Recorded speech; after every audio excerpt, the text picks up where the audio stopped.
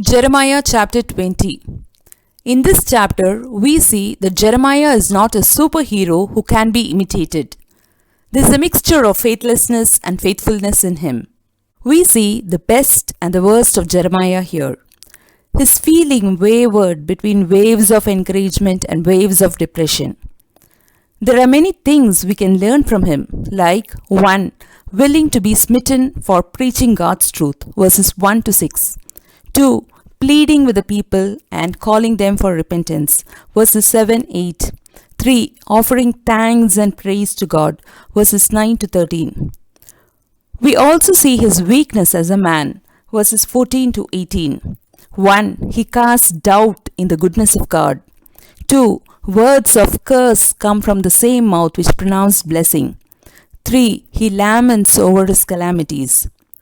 These are recorded in the Bible for us to learn to check our feelings that they may not break out thus unreasonably by unnecessary words of doubt. Jeremiah, God's spokesman in the stocks, verses 1-2. Verse 1. Now Pashur, the son of Immer the priest, who was also chief governor in the house of the Lord, heard that Jeremiah prophesied these things. Pashur means deliverance is roundabout, that is, security on every sides. It's also a common name, and we find other people in Jeremiah 21:1 and Jeremiah 38:1 with the same name. Immer. He was one of the governors of the sanctuary. He was not actually the father of Pashur, but one of the Pashur's predecessors, for Immer was a priest in David's time, to whom the 16th course of the priests fell by lot. 1 Chronicles 24:14.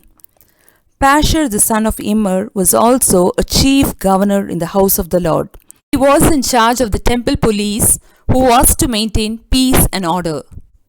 He was a man of high authority and was in charge of all the governors and overseers. In dignity, he was ranked next to the high priest.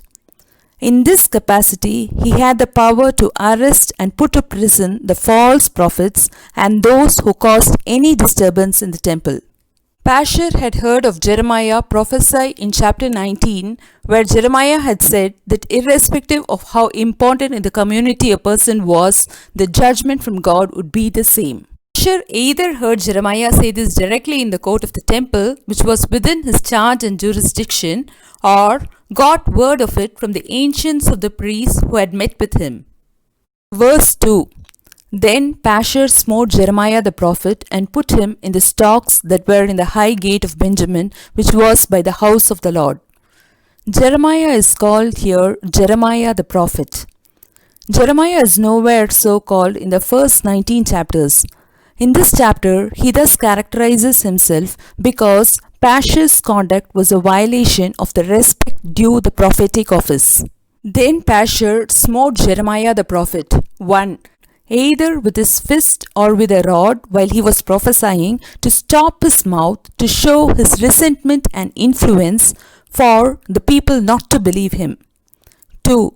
He ordered him to be smitten and scourged by some inferior officer. 3. Many expositors think that Pashur ordered Jeremiah to be beaten with 40 stripes save one, as in Deuteronomy 25:3. This cruel beating and inhumane torture by the false prophet Pashur was an ill treatment of the true prophet of the Lord and a painful public disgrace. And put him in the stocks. Stock was a place of confinement in the high gate of Benjamin. This gate was by the house of the Lord in the city of Jerusalem, which led out to the tribe of Benjamin. Stock was an instrument of torture with 5 holes in which the neck, 2 hands and 2 feet were thrust, and the body being kept in a crooked posture in a cramped and painful position. To add to the pain, the full structure kept moving up and down. This marks Pashur's cruelty. It was one of the saddest scenes in the Old Testament. Ironically, all this was done near the temple, that is, the center of Pashur's power and a very public place.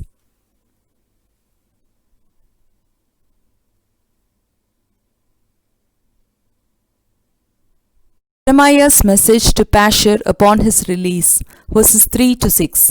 Verse 3. And it came to pass on the morrow that Pashur brought forth Jeremiah out of the stocks. Then said Jeremiah unto him, The Lord hath not called thy name Pashur, but Magor-Missabib. Pashur did not want to be overruly cruel to Jeremiah.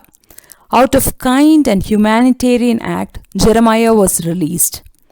Jeremiah's confinement lasted only one day. Following his release, the prophet gave Pashur a new name that had prophetic significance. Pashur, which means deliverance is roundabout, that is security on every side, is a foreign Aramic name given by his parents, not by the Lord. Jeremiah takes this Aramic name and interprets it in Hebrew, Magor-Missabib, terror roundabout, or fear on every side, the name given by the Lord. Jeremiah 20:10, Jeremiah 6:25, Jeremiah 46:5, and Psalm 31:13.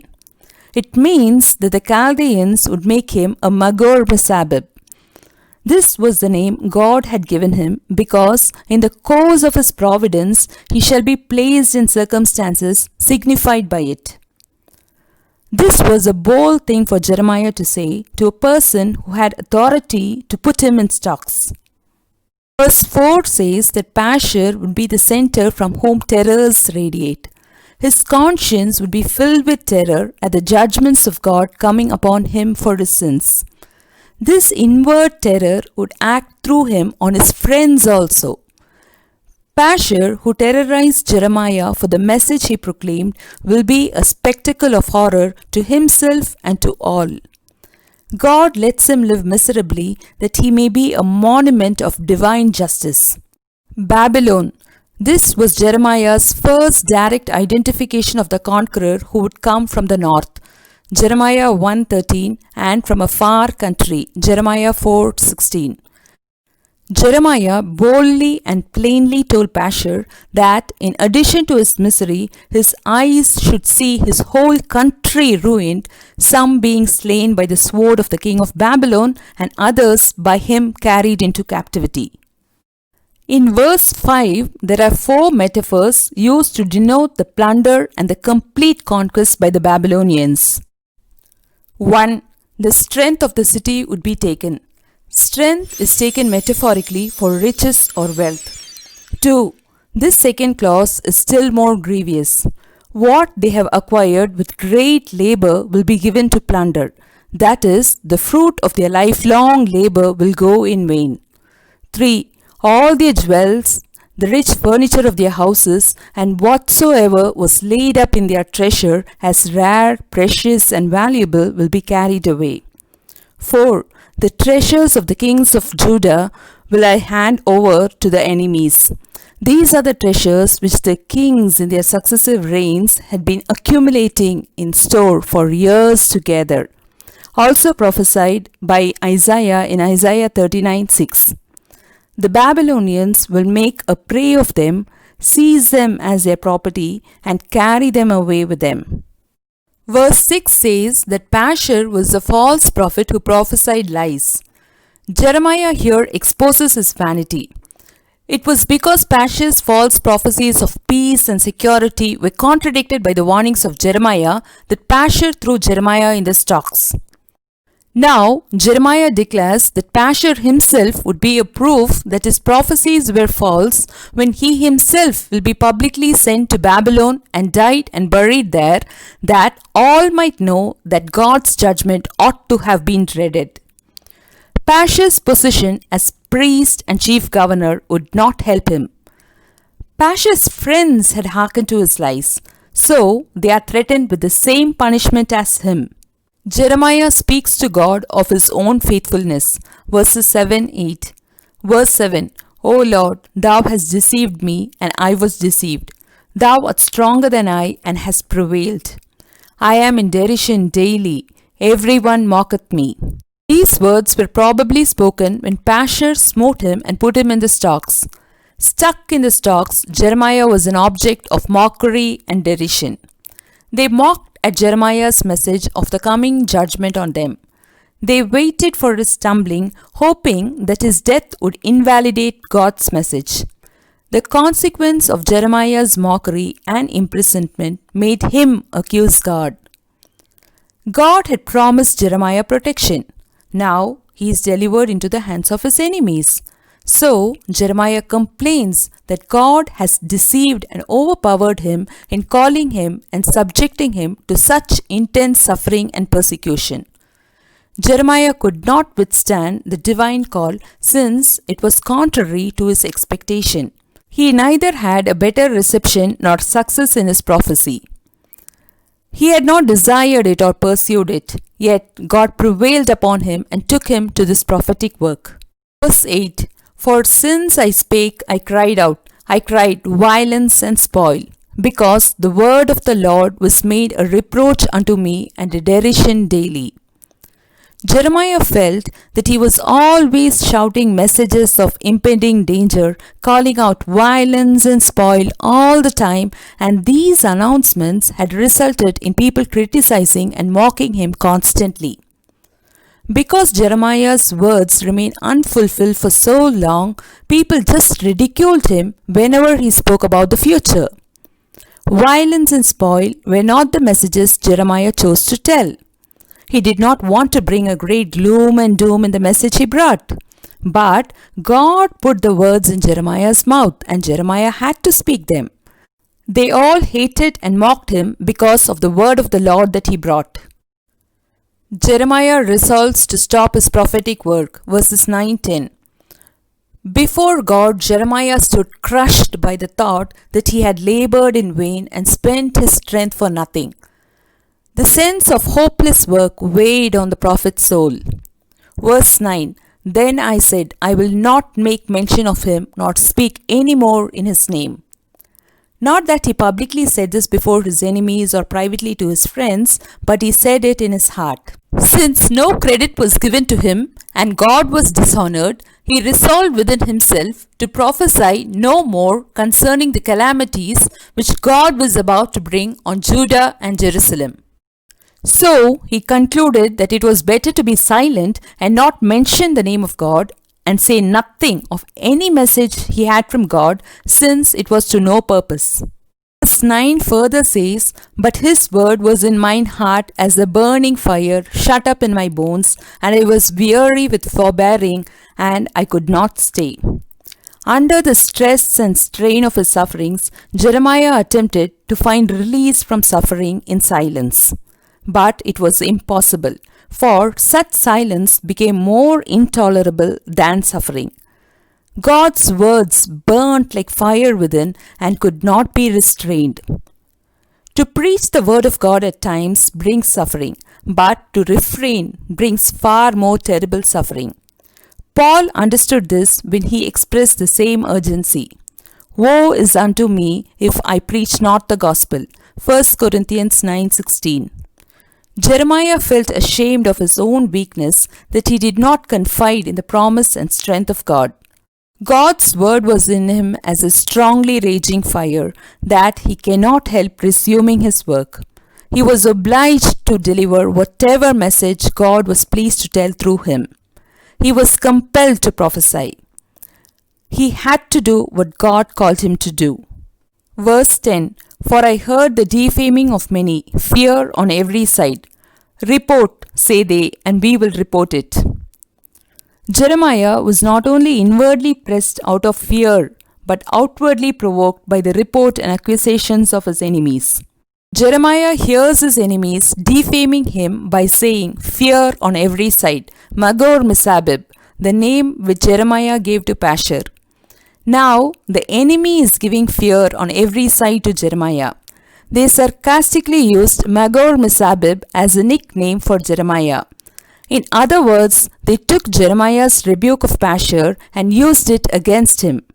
His ears were continuously filled with reproaches by his enemies.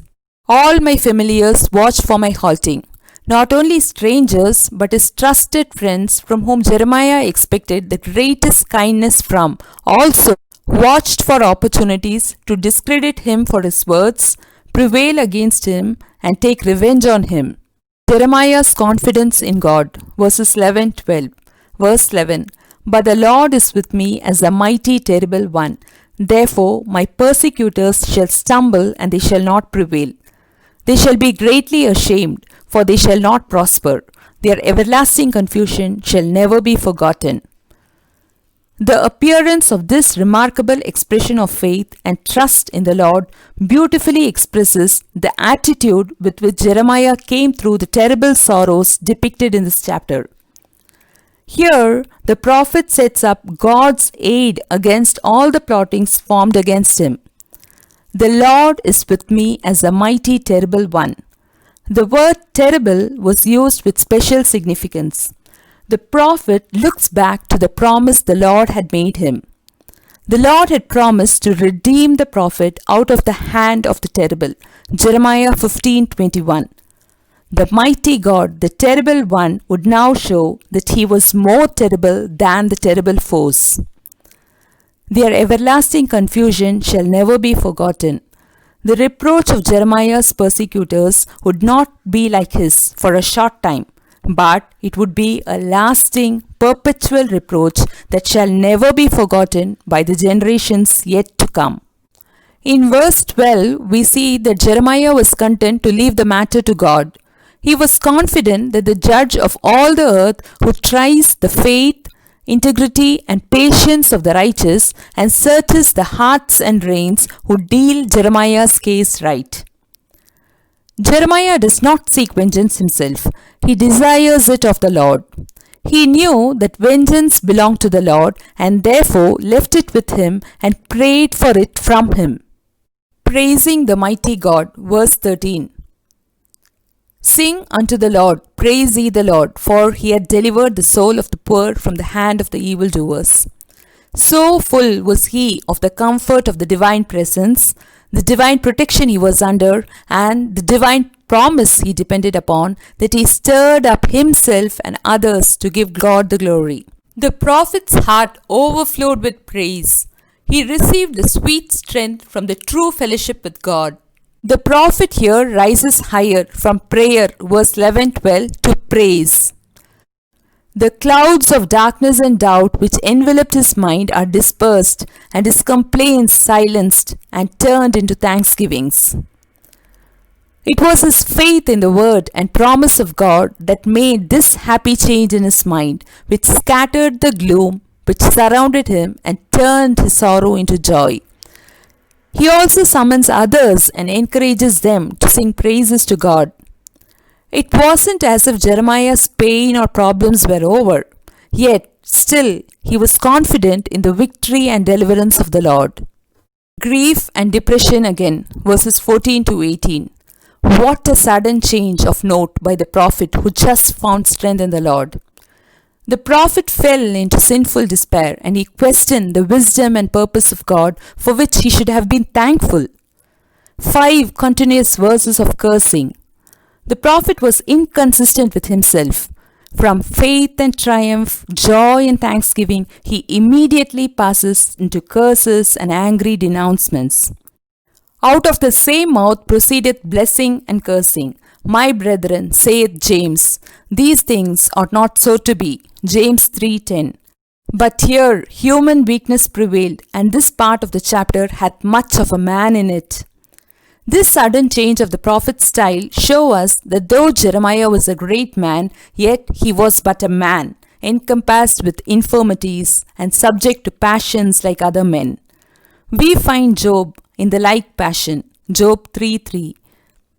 Jeremiah was grievously harassed by his own thoughts.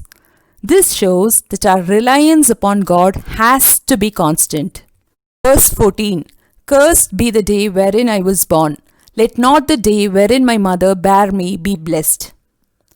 How foolish and unnatural are the thoughts and wishes of our hearts when we yield to discontent. Jeremiah was angry that his first breath was not his last.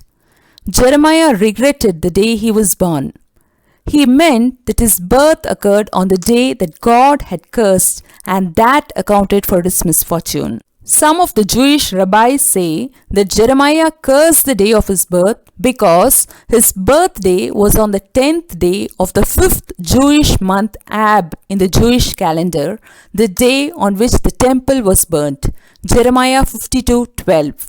Verse 15.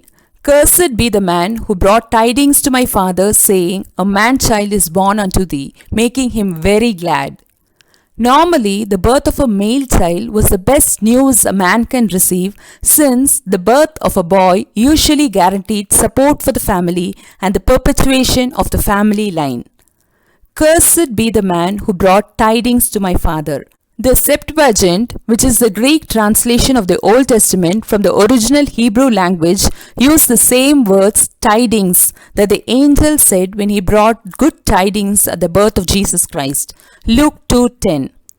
It was still more foolish, sinful, and inexcusable on Jeremiah to curse the man that carried the tidings of his birth to his father, who did the right thing and what was acceptable, and perhaps might have been a good man. We see that the prophet had no control over his feelings, but was wholly led away by a blind impulse which made him to utter very inconsiderate words. David Kimchi, a medieval rabbi, Bible commentator, and philosopher, says that it was known to Jeremiah that this man who brought tidings to his father was Pashur, the son of Immer, and therefore he cursed him. Verse 16. And let that man be as the cities which the Lord overthrew and repented not. Cities mean the cities of Sodom and Gomorrah, which were utterly destroyed with fire and brimstone and were never recovered, whose sentence God never repented of nor revoked.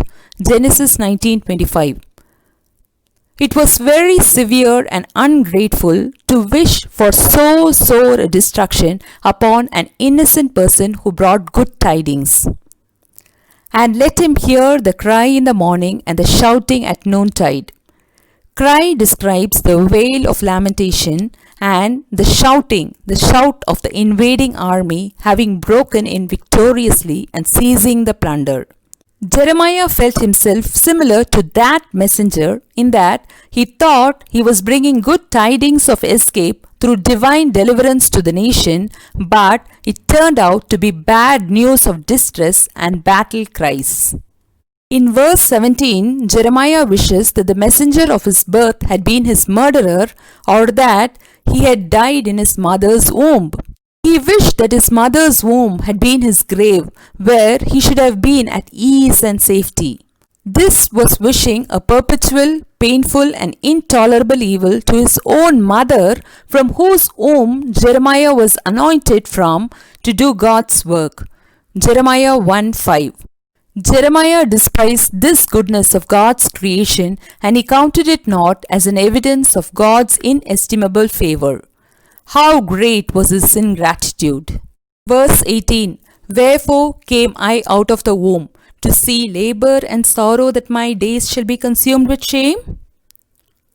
Jeremiah is lamenting here that there had not been joy in his life. His life had been spent in bringing a message of doom to the very people he grew up with. This was not a message that would bring joy, but sorrow. He was shamed by everyone who knew him. No one believed him. They all hated him and wanted to kill him. His life was sorrowful. Jeremiah thought his problems would be over if he was never born. The fact was that God called him before he was born or even conceived.